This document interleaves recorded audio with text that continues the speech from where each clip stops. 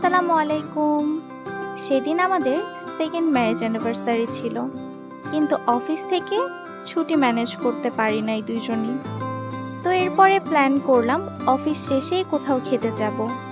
দেন দুজন মিলে চলে গিয়েছিলাম বেইলি রোডের বেইলি ডেইলি ফুড কোর্টে। সেখানে গিয়ে নিজেদের কিছু ছবি এবং ভিডিও করে নিলাম। তারপরে আশেপাশে একটু ঘোরাঘুরি করে খাবার অর্ডার করতে গেলাম।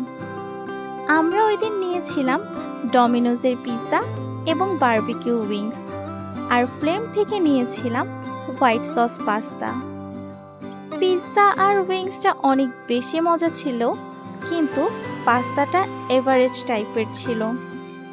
খাওয়া দাওয়া শেষ করে আমরা চলে গিয়েছিলাম খিলগাঁওয়ে ডেজার্ট খেতে। খিলগাঁওয়ের আইস পান্ডার হাইপ আইটেম দিলওয়ালে ট্রাই করার জন্য।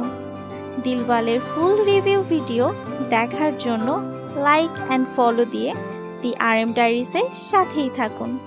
Thanks for watching.